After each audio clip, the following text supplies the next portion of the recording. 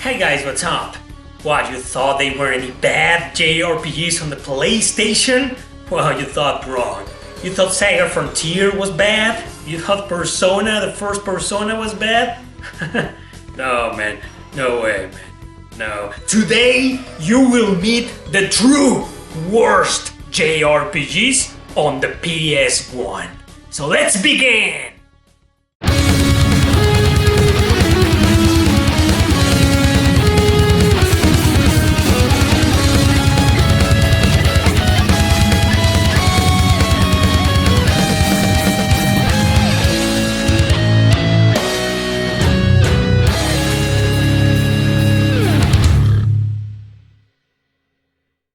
Alright, first on the list, Beyond the Beyond.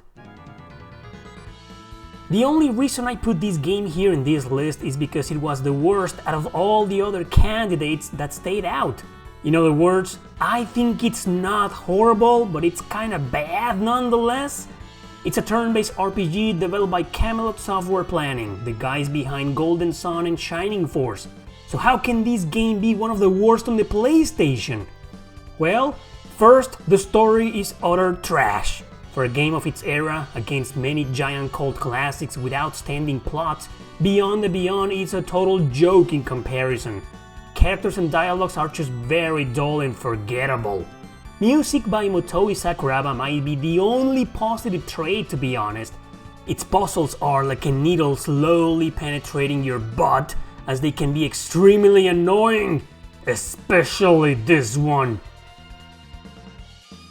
Battle system is okay, I never felt it was anything special nor anything mediocre. But the encounter rate, its ridiculous difficulty spikes, and the complexity in some dungeons totally killed the experience for me. Beyond the Beyond might not be a complete waste of time, but it is a game you probably shouldn't bother playing.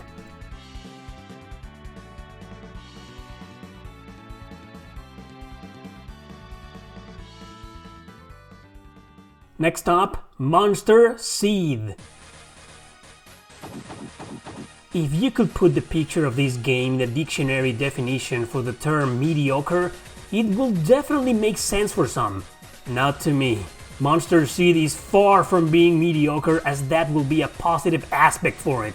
This inexcusable abomination is nothing but a cheesy ripoff of Pokemon with a lot of problems. First of all, the story is so bad, so poorly written, that it makes you cringe most of the time. The main character is also probably one of the dumbest protagonists ever created. If we ignore its shitty graphics, lame music and rotten interface, we get then to the gameplay, the root of all problems. It's not hard to understand, but it's just beyond boring. Creating monsters through seeds is a chore. They take forever and you just want to get over with it. In fact, everything is so damn slow here, even the summoning and the planning on the arena. Just look at these battles. Why do they move as if they were in slow motion? What exactly is the appeal of this game? A dumb and unlucky kid's Pokemon? A strategy RPG wannabe, that's exactly what it is. I guarantee if you suffer from insomnia, this game will be the perfect cure for it.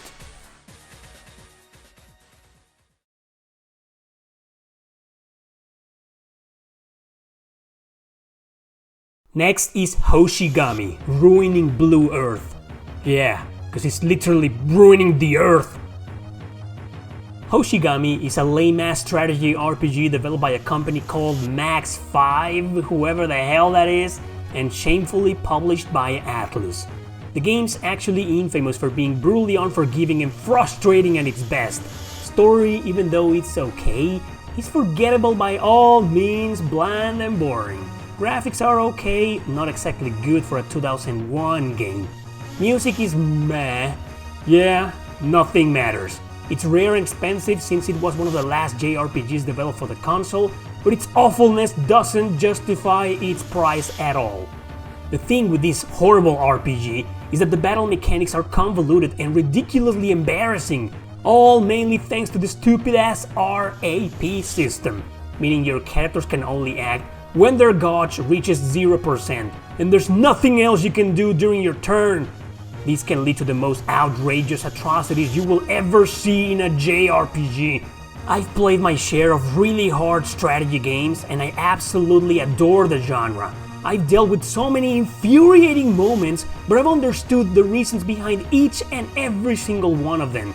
But with this clusterfuck of a grindfest, there was no reasoning, no justifiable explanation behind its extremely unbalanced gameplay. Hoshi Gammy, I admit it's not that bad, but it's definitely the worst strategy RPG on the PS1.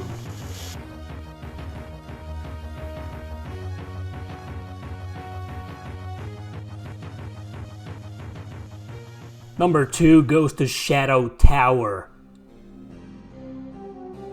From Software began making computer games and some RPGs here and there. They created the Kingsfield series, which I couldn't get into since I don't like first-person games, but they were good. I actually liked the music a lot in them, and there was something compelling you to keep playing them no matter their brutal difficulty.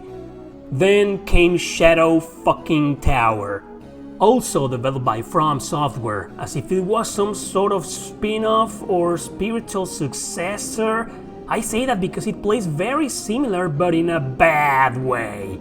If controls were clunky, interface was almost non-existent, and the navigation was a camera nightmare in Kingsfield, imagine how everything is in Shadow Tower. Monster Seed was boring. I'm feeling very tempted to take that back considering the existence of this putrid game.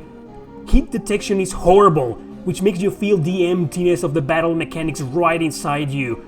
The dungeon crawling experience is so bland, uninspiring and tedious. Enemies are a joke in design because they tried so hard to look dark and creepy. If you want to deal with the absence of experience points, go ahead.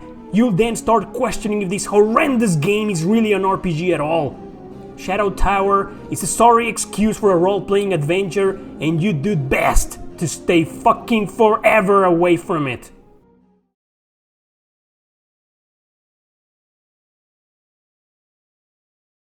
Number 1. Blazin, Eternal Quest.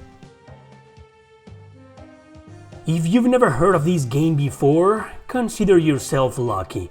It only came out in Japan and Europe, thankfully never reaching anywhere else in this world.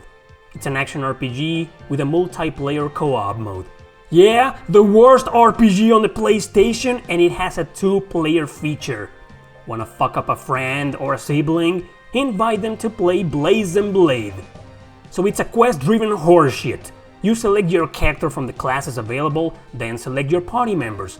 Go, pretend to give 2 fucks about the story, take your first quest, and depart for suffering.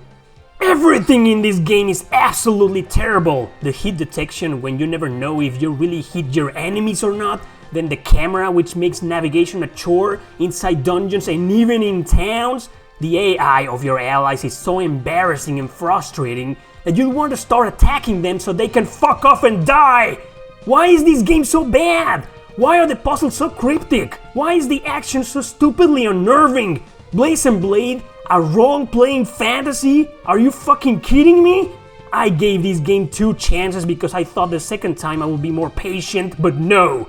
It only drowned me in a sea of despair and ruined my fucking life! Yeah, it's bad. Oh, and it's also available for Windows, by the way.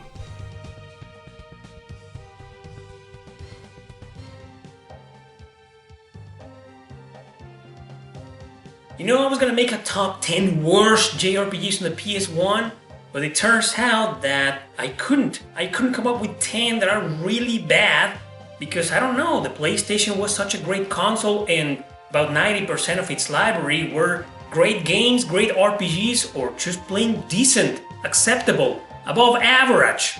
So I couldn't. There you go. 5 worst JRPGs on the PlayStation. Thanks for watching. Don't forget to subscribe and share this video with your friends. See you next time!